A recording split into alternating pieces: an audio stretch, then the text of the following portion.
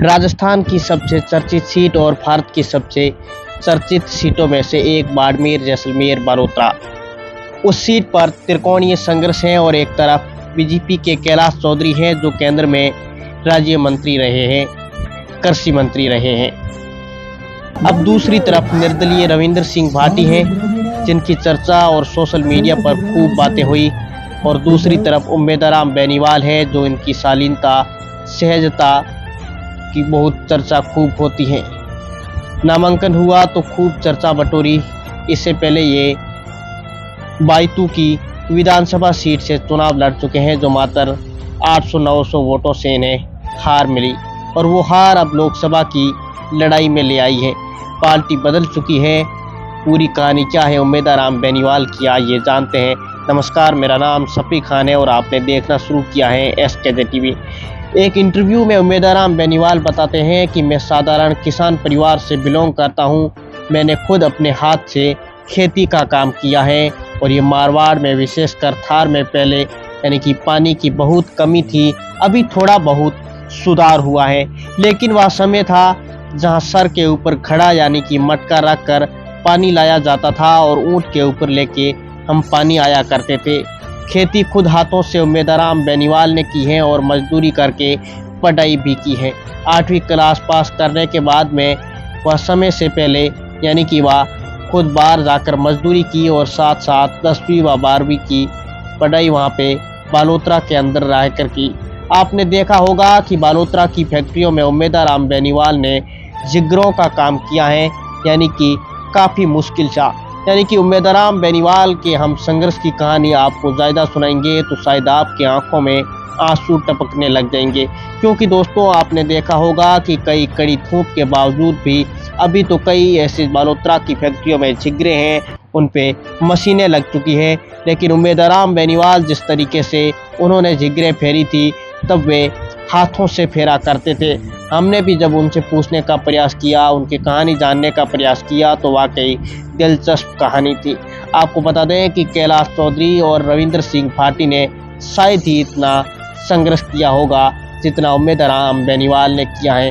चलिए कहानी की फिर से शुरुआत करते हैं। उम्मेदराम बेनीवाल पढ़ाई के साथ साथ वो दिन भी उन्होंने देखे हैं जहाँ पे एक मजदूर को क्या तकलीफ हो सकती है, जैसे कपड़ा फैक्ट्री के अंदर। उम्मेदराम बेनीवाल कहते हैं कि मैंने नमक के उद्योग के अंदर भी थैली पैकिंग का काम किया है, यानी कि उम्मेदराम बेनीवाल ने दाल मिल के अंदर भी उन्होंने काम किया है। उम्मेदराम बेनीवाल कहते हैं कि एक मजदूर की क्या परिस्थिति होती है, एक मजदूर कितनी परिस्थितियों से गुजरता है, वह सब उम्मेदराम बेनीवाल जानते हैं। उम्मेदराम बेनीवाल की एक दिलचस्प किस्सा है कि वो फौज के अंदर भर्ती होना चाह रहे थे, लेकिन फौज की 2-3 भर्तियां की, ट्राई भी की, लेकिन नंबर भी आ गया था। जैसे ही बीच में पता चला कि दिल्ली पुलिस की भर्ती यहाँ पे बाड़मेर में आई हुई है और रामनिवास मिर्जा साहब यहाँ पे MP हुआ करते थे। उम्मेदराम बेनीवाल अपने एक संघर्ष के किस्से में बताते हैं। वो कहते हैं कि हमारे तो उन्होंने सोचा कि कहीं ना कहीं बाड़मेर के लोगों को दिल्ली पुलिस ले जाया जाए और दिल्ली दिखाए, तो उस भर्ती के अंदर उम्मेदराम बेनीवाल दिल्ली चले गए और पुलिस में भर्ती हो गए। फिर 10 साल की दिल्ली पुलिस की नौकरी की और उसके बाद में दिल्ली पुलिस में जाकर ऑफिसर बनने की ट्राई की, लेकिन ऑफिसर तो वो नहीं बन पाए।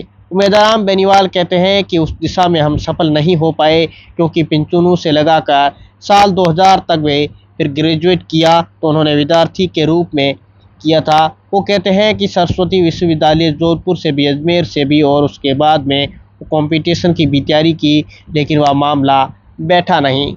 उम्मेदराम बेनीवाल कहते हैं कि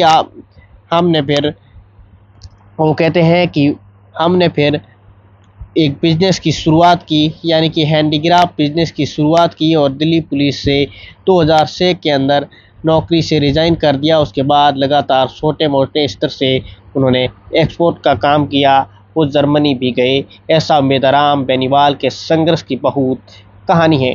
दोस्तों आपको बताएं कि उम्मेदराम बेनीवाल के पास और रविंद्र सिंह भाटी के पास और कैलाश चौधरी के पास, इन तीनों में क्या अंतर है।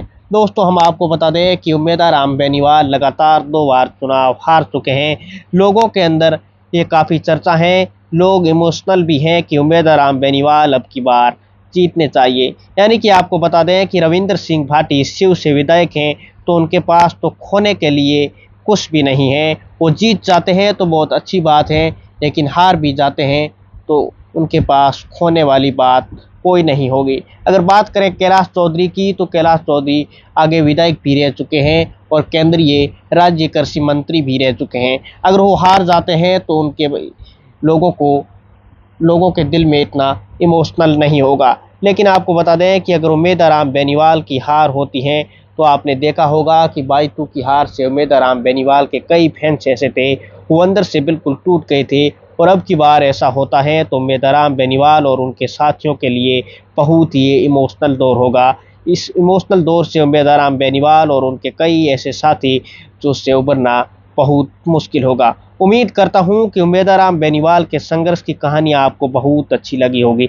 मैं ये भी उम्मीद करता हूँ कि अब आप अपना लोकतंत्र के पर्व को निभाएंगे और आप अपना कल यानी कि 26 तारीख 2024 को, यानी कि इसी अप्रैल के महीने में अगर आप अपना मतदान करेंगे तो उम्मीद है कि बहुत सोच समझ कर करेंगे। जय हिंद, जय भारत। एसकेजे टीवी को आप सब्सक्राइब करना ना भूलें।